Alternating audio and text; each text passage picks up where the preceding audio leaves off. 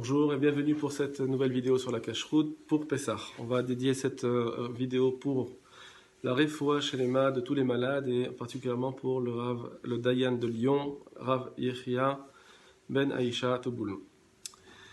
Et bien sûr pour la protection de tous les autres malades, Bezrat Hashem, pour la protection de tout le monde, que rien n'arrive de mal si Dieu veut. Alors, nous étions la dernière fois nous avons fini en disant que on peut faire une bdikat Hametz avant Pessah, donc les soirs qui précèdent avant Pessah. Par exemple, si j'ai envie de faire ma voiture, alors je peux la faire 3-4 jours avant Pessah. J'attends la nuit, on ne fait pas de bracha, mais il faudra avoir fait le ménage, et ensuite on passe la bougie, et ça suffit pour pouvoir faire sa bdikat Hametz. On n'est pas obligé d'attendre le soir toutes les bdikot Hametz à la fin. C'est pourquoi, si on veut aussi mettre des affaires de Pessah dans les armoires de la cuisine, alors il vaut mieux faire ça, nettoyer à l'avance, et puis comme ça, on a déjà fait l'abdicat Hametz, on n'aura pas besoin ensuite d'enlever à nouveau les aliments. On continue pour la kashérisation maintenant dans les kelim. Alors, il y avait encore à voir sur, par exemple, l'étendage sur lequel on met les assiettes une fois qu'on a fait la vaisselle, ce petit étendage-là. Alors là, il n'y a pas besoin vraiment de kashérisation puisque ça s'utilise toujours à froid. Il faut bien le laver, bien le nettoyer avec du produit et puis ça suffira pour Pessah. On n'est pas obligé de le changer. Maintenant, il y a toujours des gens qui préfèrent changer. Eh bien, c'est bien de changer si on veut. Autre chose, alors là par contre on va utiliser une koula, comme je vous l'avais dit, cette année c'est un peu spécial, on est un peu plus permissif avec le confinement. Alors, on va essayer de trouver quelques aides pour pouvoir passer Pessah tranquillement. Alors, déjà pour le lave-vaisselle. Normalement, c'est vrai qu'il y a beaucoup qui disent qu'il vaut mieux éviter le lave-vaisselle, mais comme il y a certains qui permettent, alors on pourra cachériser de la vaisselle cette année si on veut. Voilà, chacun selon ses forces et ses disponibilités.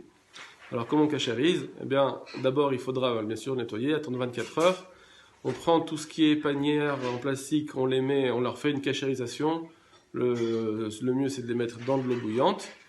Et ensuite, pour le lave-vaisselle lui-même, eh bien, on l'allumera température maximale. On fera un rinçage. Bien sûr, en ayant nettoyé auparavant les filtres, on vérifie toutes les interstices, il n'y a pas de hametz qui se cache à l'intérieur. Et avec ça, on pourra utiliser son lave-vaisselle pour Pessah. Je n'ai pas dit une cachérisation de la viande à olé. Ici, je parle vraiment d'une cachérisation pour Pessah. Ensuite, pour ce qui est des fours, des gazinières. Alors d'abord, on va parler de la gazinière classique. La gazinière donc, où il y a des feux. Alors, pour cachériser, il y a plusieurs éléments. D'abord, le feu lui-même. Alors là, cet endroit-là, il n'y a pas besoin de cachériser puisque les brûleurs sont tout le temps très très chauds. Donc même s'il y a du hametz qui tombe dedans, il brûle instantanément. Il n'y aura pas de goût de hametz qui va rentrer dans ces brûleurs. Donc en réalité, il n'y aura pas besoin de cachérisation. On se suffit de bien les nettoyer. Si on veut, on allume encore 20 minutes, une demi-heure le brûleur et ça suffit. Pour ce qui est des grilles, alors les grilles, par contre, il y a deux endroits. Il y a l'endroit où il y a le feu qui touche directement la grille, qui est sous la casserole.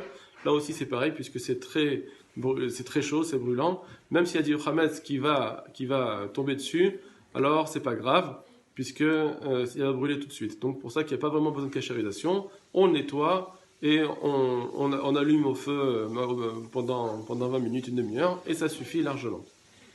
Pour le reste de la grille, par contre, là, des fois, il y a du hametz qui tombe dessus, donc c'est un problème.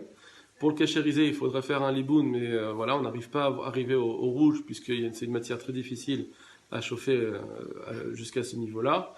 Donc c'est pourquoi ce qu'il faudra faire, c'est bien nettoyer, le mettre au feu si on veut, enfin on chauffe au maximum ce qu'on peut, et ensuite on enveloppera de papier aluminium assez épais pour ne pas que ça se déchire, et comme ça on passe le Pessah le plus tranquille possible sans avoir de problème de hametz, même si ça peut paraître des fois ça donne une troumra. Bon, c'est permis de faire comme ça, et c'est mieux de se couvrir de tout problème. Aussi, si on veut avoir aussi une tranquillité, on peut aussi en acheter des nouveaux si on peut, Là-dessus, il n'y a pas besoin de faire de mikvé, on n'a pas besoin de kasher de mikvé. Et enfin, pour donc le plan de la gazinière, ensuite, le plan de la gazinière, donc ce qui est en dessous de la grille. Alors là, il n'y a pas vraiment de kasherisation possible. Ce qu'on fait, c'est qu'on le nettoie bien, on verse de l'eau chaude dessus, et ensuite, on devra le recouvrir, c'est au mieux, c'est de le recouvrir pour qu'il n'y ait pas de problème de chametz.